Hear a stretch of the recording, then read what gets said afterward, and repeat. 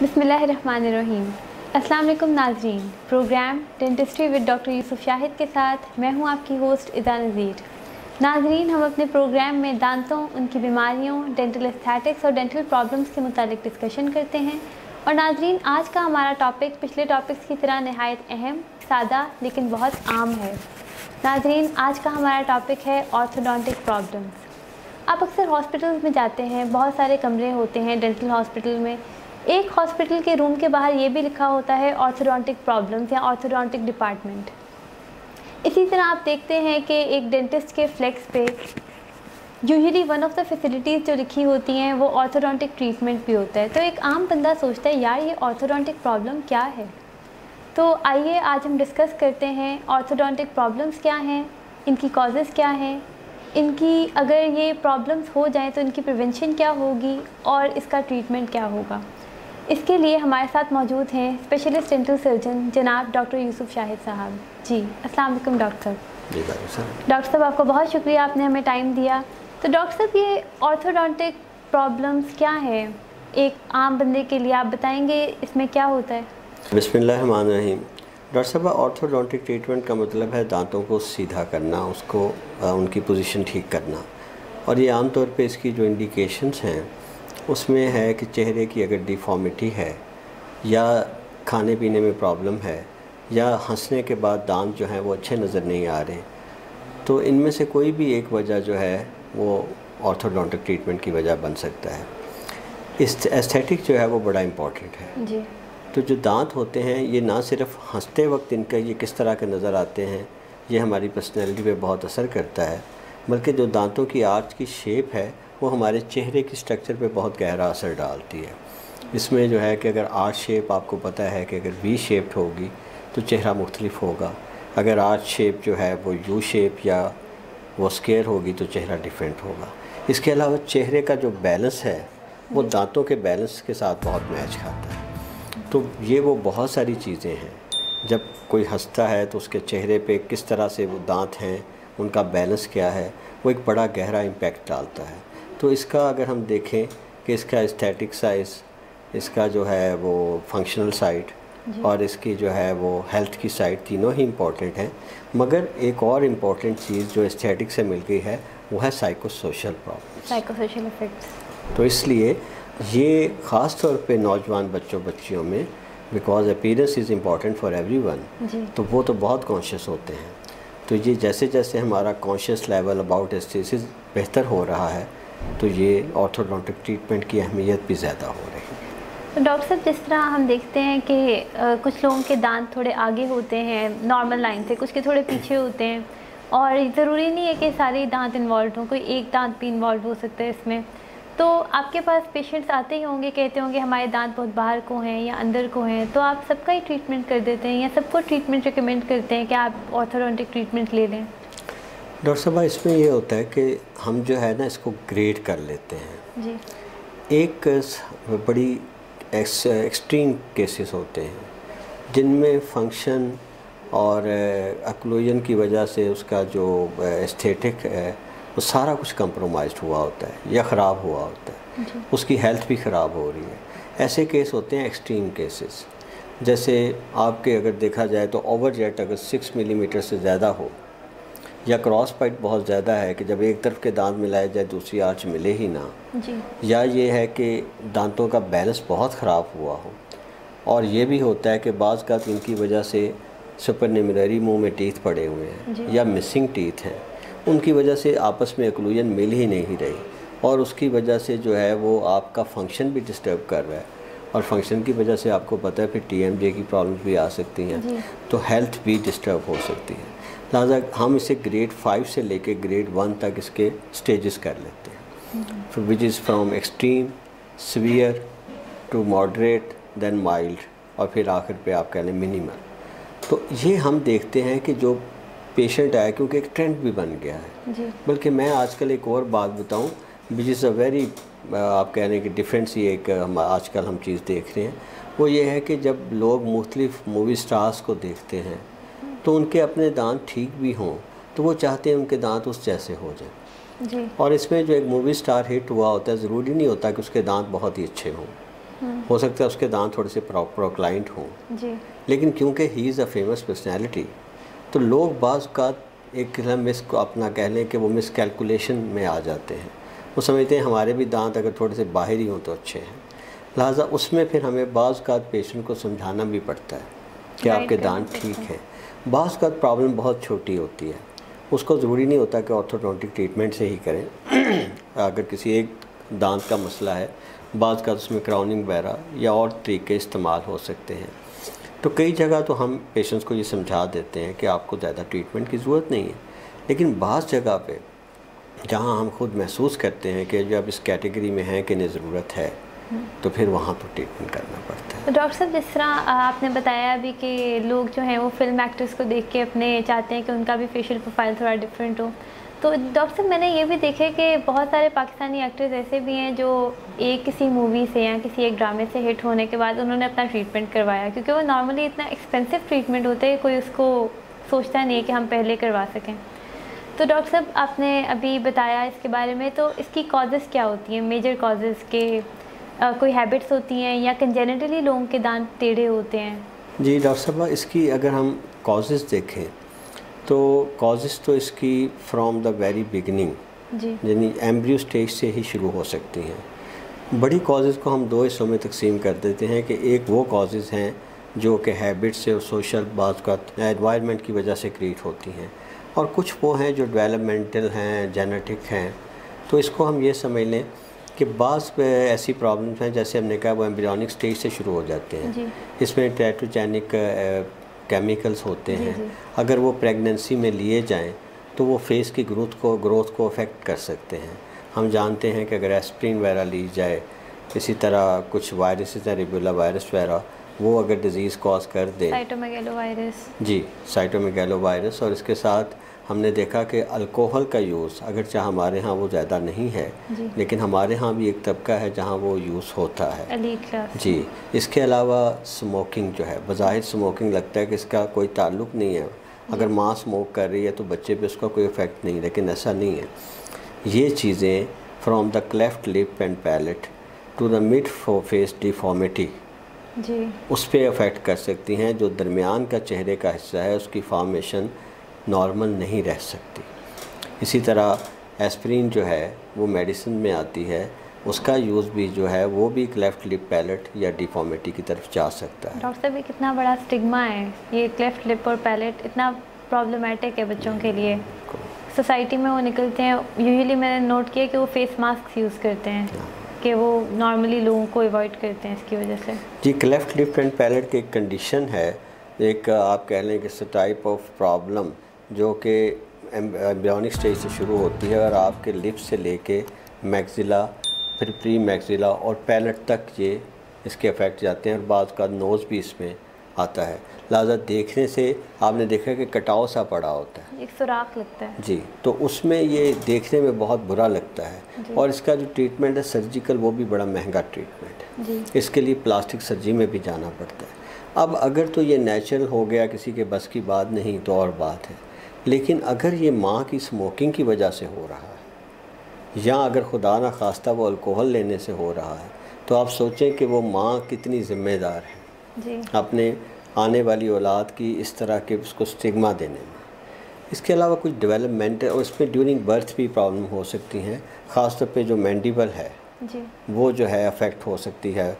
इसके अलावा जो डेवलपमेंट उसके हमने देखा कि कुछ उसकी ग्रोथ या एज में जो इफ़ेक्ट्स आते हैं, उनमें फिर बहुत सारी ऐसी चीज़ें हैं जो हैबिट्स में भी आ सकती हैं, जो न्यूट्रिशन में भी आ सकती हैं।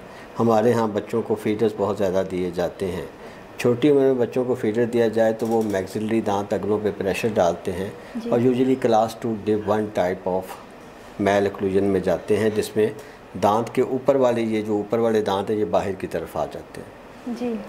इसी तरह थम सकिंग है, हम बच्चों को बाज़ का वो डिफरेंट वजह से बच्चे थम सक कर रहे हैं, रात को बच्चे सो नहीं रहे और माँ क्योंकि उनको सुलाना चाहती है तो या अगर वो थम सकिंग कर रहे हैं तो कहती है ठीक है करने दो, या वो फीडर मुंह में दे के उसको सुला देती है। ये भी बड़ी वजह हैं। इसके अलावा कुछ और वजह हैं जैसे सुपरन्यूमररी टीथ हैं, एक्स्ट्रा टीथ मुंह में पड़े हुए। अब जहाँ 32 दांतों की जगह है 16 दांत ऊपर 16 नीचे, 8 दांत इस आर्च में 8 इस आर्च में, अब अगर वहाँ 9 दांत आ जाएंगे तो क्राउडिंग करेगा और वो दांतों को मिसप्लेस करेगा। और फिर अल्लाह पाक ने इंसान की शक्ल ना बड़ी सिमेट्री में रखी है। अगर आप हंसने में पता चले कि जो सेंटर लाइन है वो शिफ्ट कर गई है तो वो चेहरा बैलेंस नज़र नहीं आता जी। इसी तरह बाज़ का क्या होता है, कंजेनिटली कुछ दांत मिसिंग होते हैं। आपको पता है अपर 2, 5, 8, 5, 8 नीचे से, ये वो तो इतना इफेक्ट नहीं, लेकिन सेकंड जो है वो बड़ा अफेक्ट कर सकते हैं। इसके अलावा जनरलाइज स्पेसिंग आ सकती है। फिर बचपन में कई चोटें लगती हैं, बच्चे गिर गए हैं, बाज़ का बच्चों का जाँ का फ्रैक्चर भी आ जाता है। जब वो हील करता है तो जो दांतों की एल्वियोलर बोन होती है उसके दरमियान वो जो आइडियल डिस्टेंसेस है वो नहीं आते। जब वो बड़े होते हैं तो वो अक्लूजन वो नहीं रहती। इसके अलावा और प्रॉब्लम्स होते हैं। अब इसके डेवलपमेंटल वजह भी हो सकती हैं, इसकी ग्रोथ फैक्टर्स में भी आ सकता है। ओवरजेट है, जैसे हमने देखा थंब सकिंग की वजह से ओवरजेट बढ़ जाएगा जी। तो इसके अलावा क्रॉस बाइट है। ओवरजेट एक कंडीशन है जिसमें अगले दांत जो हैं बाहर वाले वो नीचे वाले दांतों से ज़्यादा बाहर होते हैं। अगर ये डिस्टेंस 6 मिलीमीटर से ज़्यादा बढ़ जाए तो इससे बिग प्रॉब्लम। नॉर्मली भी ओवरजेट आई गेस 1 to 1.5 मिलीमीटर का होता है, लेकिन 6 मिलीमीटर तो बहुत ज़्यादा है जी साहब। और ये 6 मिलीमीटर से क्या होगा कि आपके जो लिप्स आम हालत में बैठने में आपस में मिलने चाहिए जी। वो मिलते नहीं हैं। तो जब लिप इनकम्पिटेंट हो जाएंगे आपका फेस प्रोफाइल फ़र्क पड़ता है जी। और ये फेस प्रोफाइल फ़र्क पड़ने से यूँ लगता है जैसे कि मिड फेस बाहर है। डॉक्टर साहब वो एक बेबी अपीयरेंस भी आती है कन्वेक्स फेशियल प्रोफाइल से जी। बिल्कुल, आप साइड से देखें तो एक वो बेबी अपीयरेंस आती है। और इसके अलावा जो छोटी मैंडिबल है वो एस्थेटिकली भी वो कुछ बहुत अच्छी नहीं लगती जी। इसी तरह कुछ और डिफॉर्मिटी आ सकती हैं। क्रॉस बाइट में ये होता है कि दांत बाज़ औक़ात ऊपर और नीचे आर्च जो हैं वो मिल नहीं रही जी। अगर एक तरफ मिलाएं तो दूसरी तरफ नहीं मिल रही। बाज़ औक़ात नीचे वाली सारी की सारी आर्च छोटी होती है, ऊपर वाले दांतों से सही मिलती नहीं है। तो ये वो सारी प्रॉब्लम्स हैं जिनकी वजह से आपको डेंटल ट्रीटमेंट करवाना पड़ता है, ऑर्थोडोंटिक ट्रीटमेंट सीख करना पड़ता है जी। अब इसमें कुछ ये भी होता है कि बाज़ का पर्सनल चॉइसेस भी होती हैं पेशेंट्स की। मिसाल के तौर पर मैंने देखा है कि कई लोग कहते हैं हमारे दांत ज़्यादा प्रोमिनेंट है, हम चाहते हैं कम है। अब they don't want any compromise, they think कि ये चीज़ उनकी पर्सनैलिटी के साथ ज़्यादा अच्छी लगेगी। तो इट्स अ वेरी, आप कह लें कि ये जो है ना problem, it start from the health function and then to the social side. ये सब का मिक्सचर है एक। सही। तो डॉक्टर साहब इसमें फिर ये हमें पता है कि ऑर्थोडोंटिक ट्रीटमेंट कितना एक्सपेंसिव है, तो इसमें हम फिर इसको किस तरह प्रिवेंट कर सकते हैं, अवॉइड कैसे कर सकते हैं, जिस तरह आपने इतनी हैबिट्स बताई हैं? डॉक्टर साहब इसमें 2 साइड आ जाएंगी, एक वो जो इंसान के हाथ में है और एक वो जो नहीं है जी। इंसान के हाथ में ये है जैसे कि अगर बच्चे प्रेगनेंसी में है माँ, तो वो ऐसी चीज़ें ना ले जो बच्चे की सेहत या उसकी डिफॉर्मिटी की वजह बनेंगे। एस्प्रिन ना ले, इन्फेक्शन अवॉइड करे, ऐसी जगहों पे ना जाए, ऐसे लोगों से ना मिले जिनसे इन्फेक्शन लग सकती है।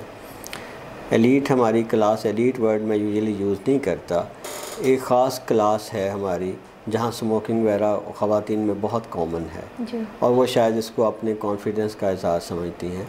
Smoking is a bad thing. अगर मर्द स्मोक करते हैं, औरत स्मोक करके ये साबित करे कि मैं मर्दों जैसी हूँ, ये आपने कोई काम नहीं किया, आपने किसी की बुराई अपना ली जी। और उसके नुकसानात आपको ज़्यादा होंगे। हमने देखा कि उसकी वजह से क्लेफ्ट लिप वगैरह आ सकते हैं। इसी तरह अल्कोहल, शराब वगैरह बुरी चीज़ है। देखिए एक चीज़ें तो ये हैं कि ये वैसे मना है, लेकिन दीन में भी तो डॉक्टर साहब ये हमारे दीन में भी तो मना है। आप देखें कि जिस चीज़ से दीन ने मना किया है वो वाकई में कितनी बुरी चीज़ है, उसके हम देख रहे हैं कि प्रैक्टिकली वो कितनी प्रॉब्लमेटिक है जी। ये तो एक क्लासिक है कि साइंटिफिक स्टैंप लग गए जी कि अल्लाह पाक ने जिन चीज़ों से मना किया है वो ना सिर्फ वैसे लेना गलत है बल्कि हमारी हेल्थ में जी। अगर अल्कोहल के वैसे हम सारे उसके देखें प्रॉब्लम्स, तो वो तो जिगर तक और भी हैं, ये भी प्रॉब्लम है। तो इस तरह उनको अवॉइड करना ज़रूरी है ऐसे फैक्टर्स। बाज़ का हमारे यहाँ सेल्फ़ मेडिकेशन की बहुत आदत है जी। सर दर्द हुआ पकड़ के गोली खा ली। तो इसमें ये होता है कि ऐसी ख़वातीन जो प्रेगनेंसी की तरफ जा रही हों उनको ख़ास तौर पे मेडिसिन नहीं लेनी चाहिए, और अगर मेडिसिन लेनी है तो वो डॉक्टर की एडवाइस के बगैर नहीं लेनी चाहिए। अपनी सेहत का ख्याल रखना चाहिए। ये तो वो फैक्टर्स हैं जो कि एम्ब्रियोनिक स्टेज में कर सकते हैं। इसी तरह जब डिलीवरी का मसला हो तो किसी न किसी कॉम्पिटेंट अथॉरिटी के अंडर ऑब्जर्वेशन होनी चाहिए। बच्चे की जब बाद में ग्रोथ का है तो आप माएँ आमतौर पे क्योंकि ख़ुद भी बिज़ी होती हैं तो वो ज़्यादातर बच्चों को फीडर और इस तरह की चीज़ों पे लगा देती हैं।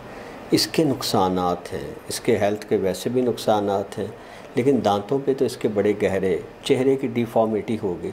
क्लास 2D1 का मतलब है आपका चेहरा लंबा हो गया ऊपर से, अब आप दांतों को अंदर कर रहे हैं, बाद में पीछे से दांत निकाल रहे हैं, तो ये एक सारे प्रॉब्लम्स हैं। इसी तरह अगर बच्चा आप देखें उसके रेस्पिरेशन नहीं ठीक, अगर किसी वजह से उसका फ्लू रहता है, उसको ज़ुकाम रहता है, वो नाक से सांस ही नहीं लेता, मुंह खोल के सांस लेगा। जब मुंह खोल के सांस लेगा तो जो बैलेंस ज़ुबान और लिप्स के दरमियान है वो टूट जाएगा और अंदर से टंग थ्रस्ट बढ़ जाएगा, टंग का प्रेशर बढ़ जाएगा, उस वजह से दांत बाहर आ सकते हैं। तो इसका भी ख्याल करना चाहिए कि अगर बच्चा छोटी उम्र में उसका नेज़ल कोई प्रॉब्लम्स हैं तो ENT को दिखाया जाए। बात यह है कि हमें वो वजह पकड़नी है जिसकी वजह से प्रॉब्लम आ रही हैं और उस वजह को ट्रीट करना है। और जी, इसी तरह एक चीज़ होती है सीक्वेंस ऑफ इरप्शन। जी, देखिए ये बड़ा इम्पॉर्टेंट है कि बच्चे के जब दूध के दांत गिर रहे हैं और परमानेंट आ रहे हैं तो वो अपना सीक्वेंस फॉलो करें। हमारे यहाँ बाज़ का ये होता है, मेरे पास भी बहुत सारी ख़वातीन आ जाती हैं, बच्चे का दांत दर्द डॉक्टर साहब निकाल दें। अब वो दांत जो दूध का दांत है, जब तक परमानेंट दांत नहीं आता वो स्पेस मेंटेनेंस के लिए ज़रूरी है। वो उसके अलावा उसने वो गवर्नर पाथवे देना है जिसमें से दांत ने आना है। इसके अलावा ये है कि उसने उतनी देर तक वो ठहरेगा जब तक कि उसको परमानेंट दांत आ नहीं जाता।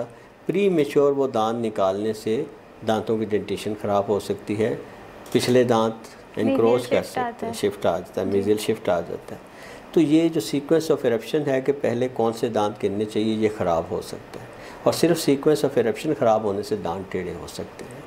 तो ये सारी चीज़ें बहुत केयरफुली हैं। इसी तरह बहुत सारी हैबिट्स की आदत है लोगों को, उसे ख़वातीन बच्चियाँ हमने देखा है कि मुंह में पल्लू डाल के कभी वो दबाती हैं या मुंह में नाखून रख के करना, इससे एक दांत भी ख़राब हो तो आपके चेहरे की वो स्ट्रक्चर पे इफेक्ट कर सकता है। तो ये जो हैबिट्स हैं जी, और ये ऐसी जो दूसरी चीज़ें हैं या कोई और डिजीज़ हैं छोटी मोटी जैसे नेज़ल डिजीज़ हैं, उनका ख्याल करना भी बहुत ज़रूरी है। डॉक्टर साहब ये कितनी कॉमन बातें हैं कि जिस तरह आपने बताई थम सकिंग जो नॉर्मली कॉमन लगता है, बच्चे को फीडर दे के सुला देना नॉर्मली कितना कॉमन लगता है, लेकिन इससे कितने प्रॉब्लमेटिक सिचुएशन क्रिएट हो सकती है। जी, तो डॉक्टर साहब इसमें फिर अब हम देखते हैं कि जिस तरह आपने बताया कि कुछ तो कंजेनिटल प्रॉब्लम्स होते हैं, उनके लिए तो हमें ऑर्थोडोंटिक ट्रीटमेंट सीख करना पड़ेगा, डेंटिस्ट के पास जाना पड़ेगा। तो आप क्या ट्रीटमेंट रिकमेंड करते हैं क्लिनिक पे नॉर्मली? देखिए ट्रीटमेंट जो है ना वो एज के मुताबिक होता है जी, और ये आपने बड़ा अच्छा सवाल किया है। असल में बात ये होता है कि छोटी एज में तो आपने उन फैक्टर्स को होने से रोकना है जी। मिसाल के तौर पे आप माँ को समझाएं कि इसकी थम सकिंग ना करवाए, उन्हें बताएं कि इसको जो है फीडर नहीं देना। अगर बच्चा उल्टा मुंह करके सोता है तो वो उसे मना करें, वो आपकी मैंडिबल की ग्रोथ को रिटार्ड कर सकता है। सोना भी सोना, अगर बच्चा उल्टा मुंह करके उल्टा होके सोता है तो वो उसके चेहरे की स्ट्रक्चर और ग्रोथ पे इफेक्ट कर सकता है। इसी तरह इस उम्र में जो अगर उसके, मैंने कहा कि अगर उसके साइनसिस का प्रॉब्लम है, नाक से सांस नहीं ले रहा, उसका फ़ौरन इलाज कराएं ताकि वो मुंह से सांस ना ले। अगर मुंह खुलेगा तो अंदर से टंग थ्रस्ट ज़्यादा होगा, दांत बाहर की तरफ आएंगे जी। ये वो चीज़ें हैं जो हम रोकने की कोशिश करते हैं। फिर एक एज आ जाती है जब बच्चा तकरीबन 9 साल की उम्र में आ जाता है। अब यहाँ ये है कि मिक्स्ड डेंटिशन एज आ जाती है जी। इसमें आजकल तो आमतौर पे डॉक्टर बहुत कम ट्रीटमेंट कर रहे हैं, लेकिन इसमें भी एक टाइप ऑफ ट्रीटमेंट जिसे हम फंक्शनल ट्रीटमेंट कहते हैं वो किया जाता है। अब फंक्शनल ट्रीटमेंट ये होता है कि हम दांतों की ग्रोथ और बोन को थोड़ा मॉडिफाई कर सकते हैं। इसके लिए स्पेशल अप्लायंसेस होते हैं, बायोनेटर है, एक्टिवेटर है, फ्रैंकल अप्लायंसेस है। अगर चाहिए इसलिए कम यूज़ होते हैं कि इस उम्र में बच्चे की कॉम्प्लाइंस जो है और उसका जो कोऑपरेशन है वो ज़रा ज़्यादा नहीं होता, लेकिन इट कैन डेफिनेटली हेल्प। आपके दांतों की फेशियल स्ट्रक्चर की ग्रोथ में मॉडिफिकेशन आती है, आपके आर्च साइज जो है उसको भी इम्प्रूव किया जा सकता है। लेकिन जो 90% से ज़्यादा ट्रीटमेंट हमारे यहाँ होता है वो 13 ईयर प्लस एज में होता है। इस एज में क्या होता है कि मिक्स्ड डेंटिशन की एज निकल जाती है, मुंह में सारे परमानेंट दांत आ जाते हैं, उनकी प्लानिंग आसान है, स्पेस देखी जाती है कितनी अवेलेबल है कितनी नहीं है, तो इसमें प्रेडिक्शन और planning is much better in this stage. और आम तौर पे फिर ये देखा जाता है कि ये ट्रीटमेंट किस तरह की हम चीज़ों में है। एक है डेंटल ट्रीटमेंट जो आम तौर पे अप्लाइंसेस से किया जाता है जी। और फिर है बाज़ का बोन का आपस का डिफरेंट, मतलब मैक्सिला बोन जो है, मैंडिबल शॉर्ट है या मैंडिबल बाहर आई हुई है नीचे वाली बोन, उसका फिर हमें सर्जिकल भी जाना पड़ सकता है, जैसे ऑर्थोगनेटिक सर्जरी, लेकिन अनफॉर्चुनेटली बहुत महंगे ट्रीटमेंट है। तो लोग कहते हैं कि जिस तरह है उसी तरह फेशियल प्रोफाइल, हाँ दायरा जो अफोर्ड नहीं कर सकते। डॉक्टर साहब बस एक लास्ट क्वेश्चन बहुत इंपॉर्टेंट कि ब्रेसेस आज आपको पता है कब से मेटालिक वायर्स यूज़ कर रहे हैं, तो आजकल एक नई टेक्नोलॉजी आई है अलाइनर्स, तो ब्रेसेस और अलाइनर्स इनमें आप बताएं क्या रिकमेंड करते हैं आप? अच्छा, ये आजकल it's a topic of discussion even among dentist कि क्या करना चाहिए। मेरा ख्याल है कि ब्रेसेस अगर चाहे उसका अपनी जगह जो ब्रेसेस को फेवर करते हैं उसके अपने पॉइंट्स बताते हैं, लेकिन ब्रेसेस की कुछ प्रॉब्लम्स हैं जी। वो ये है कि सबसे पहले तो कोऑपरेशन जो ऑफ द पेशेंट वो बड़ा इम्पोर्टेंट है जी। और दूसरा ये है कि ये बहरहाल इतना इजी नहीं है यूज़ करना। बच्चे के लिए, मरीज़ के लिए आपने ब्रेसेस मुंह में दिए हुए, तारें जा रही हैं, आप उन तारों को चेंज कर रहे हैं, स्पीच इफ़ेक्ट होती है, बहुत स्पीच भी इफ़ेक्ट होती है, एस्थेटिकली बुरा लगता है। मुंह खोल के देखें तो सब पे आपने जनाब ब्रैकेट्स लगाई हुई हैं, क्लीनिंग भी और उनकी सफाई सब कुछ बहुत मुश्किल है। अलाइनर्स ट्रीटमेंट जो मेरा ख्याल है कि शायद 1998-7 में शुरू हुआ, और ये पाकिस्तान से शुरू हुआ था, सब लोगों को शायद नहीं पता इसका, and I was one of the जो शुरू के लोग हैं जिन्होंने इस पे काम किया हुआ है। अलाइनर्स इस लिहाज से बहुत अच्छा है कि उसका जो है यूज़ बहुत आसान है जी। ये दूसरा ये है कि मॉडर्न टेक्निक्स इसके अंदर इनकॉर्पोरेट हुई हैं। आप पेशेंट का एक वक्त में इम्प्रेशंस वगैरह करके या उसका 3D स्कैन करके आप 1 साल की ट्रीटमेंट कर लेते हैं। आप उसी वक्त अगले 8-10 दिन में उसके सारे अप्लाइंस बना के एक तरफ रख देते हैं जो उसके बाद उसने साल भर यूज़ करने हैं। डॉक्टर साहब अभी तो पता ही नहीं होता कि उसके दांत आगे हैं या पीछे हैं, किस रेट पे मूव कर रहे हैं। ये होता ये है कि हम उसका जब स्कैन लेते हैं तो उसका हम एक सॉफ्टवेयर में 3D डेंचर तैयार करते हैं जी। और फिर वहाँ से उन दांतों को देखा जाता है कि इन दांतों की अलाइनमेंट हम कैसे करेंगे, और उनकी मूवमेंट्स देते हुए इन बातों का ख्याल रखा जाता है कि वो मूवमेंट पॉसिबल हो। फिर उसकी स्टेजेस बना दी जाती हैं, फिर हर स्टेज को तो उसका मुताबिक उसको रिकॉर्ड सेव करके उस स्टेज के मुताबिक आप 3D प्रिंटर एक यूज़ करते हैं जी। वो उसमें से उसकी इंफॉर्मेशन फीड होती हैं और उस इंफॉर्मेशन के मुताबिक एक अप्लाइंस बन के बाहर आ जाता है। आप एक वक्त में पूरे साल के अप्लाइंस निकालते हैं और हर हफ्ते बाद पेशेंट चाहे तो अपने पास वो रख के हर 15 दिन या 10 दिन के बाद वो पहला जो अप्लाइंस होता है उसको उतारता है, दूसरा लगा देता है। एक तो इसमें planning with the artificial intelligence computerised, this is a big step forward in dentistry. Second thing is ये बहुत आसान है, इसको पेशेंट के लिए पहनना बड़ा आसान है। Third thing it's visibility, it's almost transparent. आप लगा के इसको आपको पता भी नहीं चलता कि लगा हुआ, आप बातें करें किसी महफिल में जाएं। अब इस पे आ जाता है कि इसका स्कोप क्या वो जाता है जो है हमारी फिक्स्ड, क्या वो ज़्यादा एक्यूरेट है।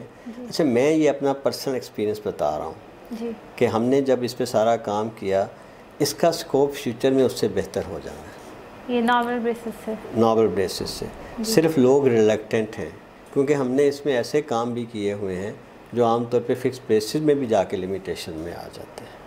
और दूसरा, इसमें आपको कोऑपरेशन ऑफ द पेशेंट बड़ा ज़्यादा मिलता है।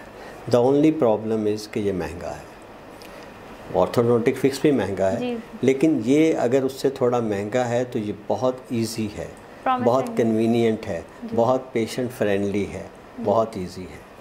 ठीक, बहुत शुक्रिया डॉक्टर साहब, हमने आपका टाइम दिया। तो नाजरीन, इसके साथ हमारा प्रोग्राम ख़त्म होता है। अपनी कीमती राय का इजहार देना मत भूलिएगा। अल्लाह हाफ़िज़।